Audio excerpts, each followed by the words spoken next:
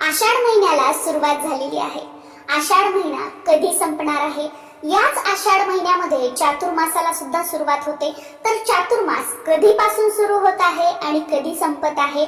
आषाढ महिन्यामध्ये चातुर्मासापूर्वी कांदे नवमी सुद्धा असते। तर कांदे नवमी कधी आहे? त्या दिवशी काय करायचं असतं? हो, स्पेशली ज्यांना चातुर्मासामध्ये कांदा, लसूण, वांगी खाणं सोडायचे आहे त्यांच्यासाठी ही कांदे नवमी अतिशय महत्त्वाची असते, कारण या दिवशीपासूनच हे पदार्थ खाणं सोडायचे असतात। लग्नानंतर ज्यांचा पहिला आषाढ महिना आहे असे लेक जावाई असोत किंवा जुने लेक जावाई असोत, यांना आषाढ महिन्यामध्ये कोणत्या दिवशी आपल्या घरी बोलवायचं असतं, त्यांचा मान सन्मान कसा करायचा आहे, आखाड म्हणून जावयाला कोणते कोणते पदार्थ खाऊ घातले जातात आणि कोणता विशेष पदार्थ आहे जो आवर्जून जावाई आपल्या घरी आल्यानंतर आषाढ महिन्यामध्ये आपल्याला त्यांना खाऊ घालायचा असतो, याबरोबरच अजून बरीचशी माहिती या व्हिडिओमध्ये मी तुमच्यासोबत शेअर करणार आहे।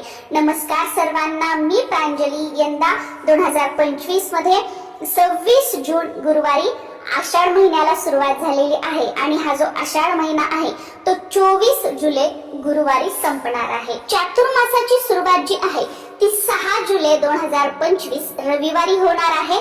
आषाढ शुक्ल एकादशी ते कार्तिक शुक्ल एकादशी हे जे 4 महिने असतात हे चातुर्मास म्हणून ओळखले जातात आणि यंदा 6 जुलैला आषाढी एकादशी आहे आणि याच दिवसापासून चातुर्मासाला सुरुवात होत असते। आणि चातुर्मासाचा शेवट जो आहे तो कार्तिकी एकादशीला असतो। तर यंदा कार्तिकी एकादशी 2 नोव्हेंबर 2025 वार रविवार या दिवशी आलेली आहे। या कार्तिकी एकादशीला आपण देव उठणी एकादशी म्हणून सुद्धा ओळखतो। आषाढी एकादशीला भगवान श्री हरी श्री विष्णू क्षीरसागरामध्ये शेष नागावर योग निद्रेसाठी जात असतात आणि कार्तिकी एकादशीच्या दिवशी ते उठतात असं म्हटलं जातं। जेव्हा भगवान श्री हरी श्री विष्णू योग निद्रेत जातात त्यानंतर या पृथ्वीचा सांभाळ करण्यासाठी शिव परिवारावर भार सोडतात। त्यामुळे चातुर्मासातील पहिला महिना हा श्रावण आहे जो की भगवान शिवशंकर यांना समर्पित आहे। दुसरा महिना भाद्रपद आहे जो श्री गणेशांना समर्पित आहे। तिसरा महिना अश्विन आहे जो माता पार्वतीला समर्पित आहे आणि चौथा महिना कार्तिक आहे जो भगवान कार्तिकेयांना समर्पित आहे। आणि कार्तिकी एकादशीलाच भगवान श्री हरी श्री विष्णू जे आहेत ते योग निद्रेतून जागे होतात आणि नंतर ते या पृथ्वीचा सांभाळ जो आहे तो स्वीकारतात। आषाढ महिन्याला आपल्या ग्रामीण भागामध्ये किंवा बऱ्याचशा भागामध्ये आखाडाचा महिना म्हणून सुद्धा ओळखलं जातं। अगदी माझ्याही घरामध्ये आजी, मावशी, मामी, आई जे कोणी सगळे असतील, सासूबाई वगैरे, ते आखाडाचा महिना म्हणूनच याचा उल्लेख करतात। तर या आखाडाच्या महिन्यामध्ये आखाड तळण्याला खूप जास्त महत्त्व असते, कारण आषाढ महिन्यात धो-धो पाऊस कोसळत असतो आणि पावसाची संततधार सुद्धा सुरू असते, ज्याला आपण झड लागणं असं म्हणतो की 2-2, 3-3 दिवस अगदी बारीक बारीक केसासारखा पाऊस जो असतो तो पडत असतो। सूर्याचं दर्शन सुद्धा 2-2, 3-3 दिवस होत नाही, अशी परिस्थिती या आषाढ महिन्यामध्ये असते। त्यामुळे वातावरणात दमटपणा व गारवा असतो। तसंच आषाढामध्ये पाणी सुद्धा प्रदूषित होतं, कारण नवीन पाऊस असतो, मग वेगवेगळ्या नद्यांमध्ये वगैरे जी घाण असते ती पाण्यासोबत वाहून वगैरे येते आणि हे दूषित पाणी शरीरात गेलं तर आरोग्य बिघडतं। अशा वेळी शरीराला वंगण मिळावे म्हणून तेलकट पदार्थाचे सेवन या आषाढ महिन्यामध्ये केलं जातं। तसेच हवेतील जो गारवा असतो तर तो त्या तेलकट आणि उष्ण पदार्थ खाल्ल्यास शरीरात उष्णता पुरवण्याचे काम करतो। त्यामुळे या आषाढ महिन्यामध्ये खास करून आखाड तळला जातो। आणि हो, जो काही आपण आखाड तळतो ना तर त्यामध्ये तिळाचा वापर सुद्धा आवर्जून केला जातो। पावसात अनेकदा आपल्याला चमचमीत असे खाण्याची इच्छा होते। उन्हाळ्यात आधीच आपल्या घरात पापड, लोणची असे वेगवेगळे पदार्थ बनवलेले असतात, त्यामुळे बाहेर न खाता घरचेच पदार्थ खाण्यासाठी तळले जातात। आषाढ महिन्यामध्ये आपली चयापचय क्रिया जी असते ती सुद्धा चांगली असते। आपण खाल्लेले पदार्थ आपल्याला चांगले पचतात, त्यामुळे असे पदार्थ या आखाड महिन्यामध्ये खाल्ले जातात। मे महिन्यामध्ये जे काही आपण वाळवणीचे पदार्थ केलेले असतात जसं की पापड, कुरड्या, सांडगे, शेवया, या आषाढ महिन्यापासूनच खायला सुरुवात केली जाते। जनरली बऱ्याच घरांमध्ये असं केलं जातं। श्रावणात अनेक व्रतवैकल्य असल्यामुळे आपल्या खाण्यांवर खूप निर्बंध येतात किंवा बरेच जण चातुर्मास सुद्धा पाळतात। मग चातुर्मास चातुर्मासामध्ये सुद्धा बरेचसे निर्बंध असतात की काय खावं काय खाऊ नये. आणि हो, तो व्हिडिओ चातुर्मासामध्ये काय करावं काय करू नये, कोणती शुभ कार्य चातुर्मासामध्ये करू नये, चातुर्मासाचे नियम काय आहेत, हा व्हिडिओ मी तुमच्यासोबत शेअर केलेला आहे. नक्कीच तो तुम्ही बघू शकता. त्या व्हिडिओची लिंक खाली डिस्क्रिप्शन बॉक्समध्ये मी तुम्हाला देत आहे. त्यामुळे जर काही तुम्हाला चातुर महिन्यामध्ये कोणता नियम सुरू करायचा असेल तर तो कसा करावा, कोणता नियम सुरू केला तर त्याचं उद्यापन कसं करावं, अशी बरीचशी माहिती त्या व्हिडिओमध्ये मी तुमच्यासोबत शेअर केलेली आहे. आखाड तळणं म्हणजे काय तर गोड पुऱ्या, तिखट पुऱ्या, तीळ लावून गोड खास करून गुळाचे शंकरपाळे बनवणं किंवा ज्या घारग्या असतात त्या बनवणं, कापण्या बनवणं, मुगाची भजी, कांद्याचे थालपीठ, रव्याचे लाडू, नारळाचे लाडू स्पेशली या महिन्यामध्ये बनवले जातात.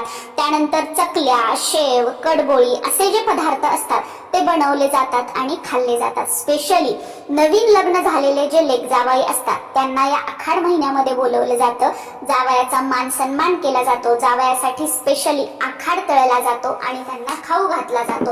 बघा, हे जे मी तुम्हाला आखाडामध्ये तळण्याचे पदार्थ सांगितले तर हे तुमच्या भागानुसार, शहरानुसार किंवा तुमच्या घराण्याच्या रीती परंपरेनुसार वेगवेगळे असू शकतात. तर तुमच्या घरामध्ये जी परंपरा आहे कोणकोणते पदार्थ आखाडामध्ये तळण्याची, त्या पदार्थांचा तुम्ही आवर्जून समावेश करावा. कारण आपल्या घराण्याच्या ज्या रूढी परंपरा असतात त्या माहिती करून घेणं, त्या पाळणं आणि त्या पुढे चालू ठेवणं हे आपलं प्रथम कर्तव्य आहे. तर हा आखाड तळायचा असतो. आता हा जो आखाड असतो तो स्पेशली आखाड महिन्यामध्ये तुमच्या कुलदेवीचा जो वार असतो त्या दिवशी तळला तर अतिशय उत्तम आहे. जसं की बघा, आमची कुलस्वामिनी आहे तुळजापूरची तुळजाभवानी. तर आम्ही काय करणार की या आखाड महिन्यामध्ये कोणत्याही मंगळवारी हा जो आखाड आहे तो तळणार. जसं की बघा, 26 जूनला आषाढ महिन्याला सुरुवात झाली आणि तो 24 जुलैला संपणार आहे. तर एवढ्या दिवसांमध्ये तुमच्या कुलदेवीचा जो वार आहे त्या दिवशी तुम्हाला आखाड तळायचा आहे. आणि त्याच दिवशी शक्य झालं तर तुम्हाला तुमच्या लेक जावयांना सासरी बोलवायचं आहे. आणि काही कारणाने समजा त्या दिवशी जर ते आले नाही तर काही हरकत नाही. तुम्ही काय करायचं की आषाढ महिन्यामध्ये तुमच्या कुलस्वामिनीचा जो वार आहे त्या दिवशी आखाड बनवायचा. त्या दिवशी आपल्या घरातील जे सर्व देवी देवता असतात, मूर्ती असतात, त्यांना स्नान घालून घ्यायचं. तुम्हाला ते उजळवायचे असतील तर ते उजळवून घ्यायचे, स्वच्छ करायचे सर्व देव. आणि त्या दिवशी पूजा वगैरे करून देवांना काहीतरी गोड पदार्थ बनवायचा, त्याचा नैवेद्य दाखवायचा सकाळी देवपूजा करताना, शिरा खीर याचा. आणि त्या दिवशी आखाड तळायचा, थोडा थोडा आखाड तळायचा आणि या आखाडाचा नैवेद्य सुद्धा सर्व देवी देवतांना दाखवायचा आहे. बऱ्याच ठिकाणी तर जे आपल्या गावामध्ये ग्रामदैवत असतं किंवा मारुती वगैरे असतो तिथे सुद्धा हे पदार्थ थोडे थोडे ठेवले जातात. किंवा आपल्या आजूबाजूला जी आपली भावकी असते त्यांना आपल्या घरी बोलवलं जातं किंवा त्यांना सुद्धा हे थोडे थोडे पदार्थ आखाड तळलेला दिले जातात आणि त्या दिवशी आपण हे पदार्थ खायचे. आणि मग एकदा आपल्या देवी देवतांना आपण आखाड्याचा नैवेद्य दाखवला की त्यानंतर मग कोणत्याही दिवशी जरी तुमचे लेक जावाई आले, आजकाल कसं प्रत्येकाला ऑफिस असतो, जॉब असतो, मग असं तुमच्या कुलदेवीचा जो वार आहे त्याच दिवशी ते येतील असं शक्य होत नाही. मग कोणत्याही दिवशी आले तरी तुम्ही त्यांना त्या दिवशी आखाड तळून देऊ शकता. पण अगोदर आपल्या देवी देवतांना जो आहे त्या आखाड्याचा नैवेद्य दाखवून तुमच्या कुलदेवीच्या वारी तुम्हाला घ्यायचा आहे. आता तुमचे लेक जावाई तुमच्या घरी जेव्हा आले तर त्या दिवशी सुद्धा तुम्हाला हे जे पदार्थ सांगितले किंवा तुमच्याकडे जे पदार्थ बनवण्याची पद्धत आहे ते सर्व पदार्थ जे आहेत ते तळायचे आहेत. लेक जावाई जे असतात ते लक्ष्मी नारायण म्हणून आपण त्यांचं पूजन करतो किंवा त्यांना मान सन्मान देत असतो.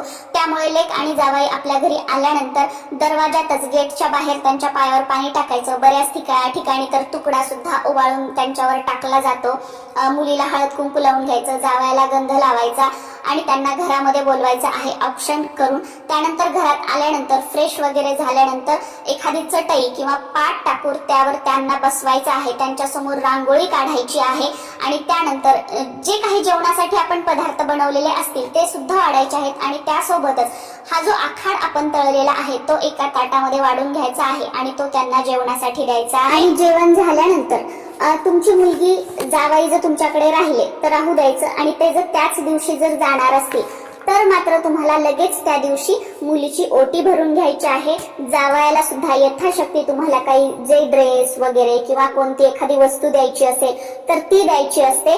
आणि समजा तुमची मुलगी राहणार आहे आणि जावई जाणार आहेत तरी सुद्धा मग त्याच दिवशी जावई जाणार आहेत त्याच दिवशी तुम्हाला मुलीची सुद्धा ओटी भरून घ्यायची आणि जावयाला सुद्धा जे काही गिफ्ट कपडे तुम्हाला द्यायचे आहेत, आहेर करायचा आहे तो तुम्हाला करून घ्यायचा आहे. या प्रकारे आखाड खाण्यासाठी जेव्हा आपण लेक जावयाला बोलवतो तर त्यांचा या प्रकारे मान सन्मान करायचा असतो. कांदे नवमी जी असते ती आषाढी एकादशीच्या 2 दिवस अगोदर असते.